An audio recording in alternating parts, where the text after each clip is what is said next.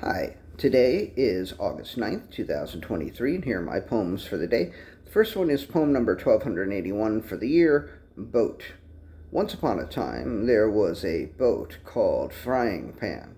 The boat hated its name, and the boat especially hated that the name had been painted in big letters across its side. One day the boat decided to change its name to Boat. "My name is now Boat," said Boat, "because that is what I am inside. I don't give a fuck that someone painted Frying Pan on the side of me. That is not who I am inside. Who I am inside is Boat." Boat has been saving up for a new paint job, but those kind of operations cost a lot of money. In the meantime, don't be like Jordan Peterson. Don't be deliberately dead-naming Boat. Instead, try to be a decent human being, or Boat if you're a Boat. And one last thing. If you see Boat, make sure to get its pronouns right. It's its, not its. Poem number 1281, the F word. On Sunday, after showing my daughter the preliminary set list for the show on September 20th, she noticed Mr. Johnson and asked if I was going to use the F word when I sang it. She didn't mean fuck, which is not in Mr. Johnson, and which is a word that neither my daughter nor I give a fuck about. She was referring to the F word whose second letter is A, and which appears not only in Mr. Johnson, but in Wuss as well, and Wuss is also on the set list. I told her that I had happened to have brought this up at the King Missile Dogfly Religion rehearsal earlier that day, and I remembered that the beautiful and brilliant Winchester Chimes in 1988 or 89 videotaped a King Missile Dogfly Religion show at the Knitting Factory and turned the camera off during both of those songs. He raised an objection to the F word way back then. My argument then and now is that in both songs I'm not calling anyone the F word. It is either I or my friends and I who are being called the F word. That didn't make a difference to the greatest man I've ever known, who died over 30 years ago, and it doesn't make a difference to my favorite person in the world. So I don't know, maybe I ought to fucking listen to them. Poem number 1282, the N-word.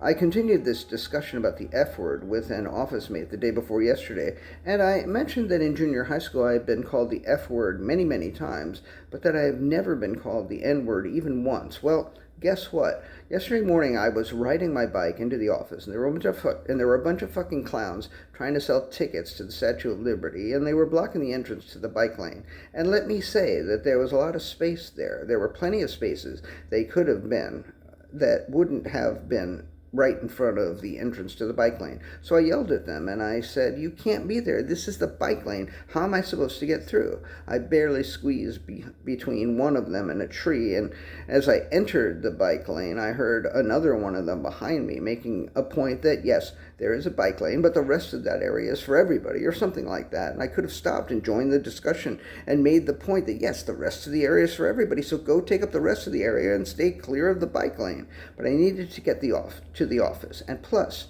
I think the woman must have been very angry at me for shouting, because she prefaced the point she made with the N-word, referring to me.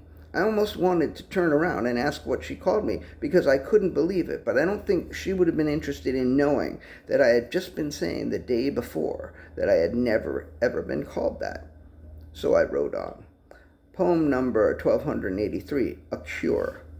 I rewatched The Umbrellas of Cherbourg yesterday by Jacques Demy yesterday. I cried more this time than I did the other two times that I watched it.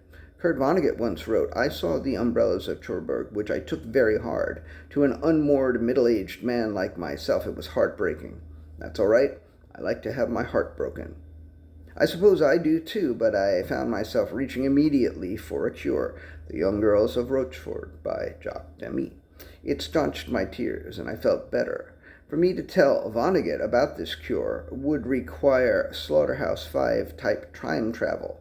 I would have to go back to 1967 or so, or whenever he watched it. And it sounds as though Vonnegut might have said, "If there's a cure for this, I don't want it. I don't want it." Which would have been prophetic of him, as Love Hangover didn't come out until 1976. What would have been better than a cure for the tears that The Umbrellas of Cherbourg brings would have been a cure for the disease that got Jacques Demy and Winchester Chimes in the early 90s. And the last poem of the day is poem number 1284, No Consolation.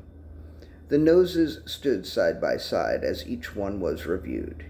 Each of the noses hoped to be the one that would be picked. Eventually one was picked, and the others were each offered a tissue. But since noses don't have hands, the tissues were of no consolation. All right, that's it. Thank you. That's all we have. I appreciate you. Thank you. I do. I appreciate you. Thanks.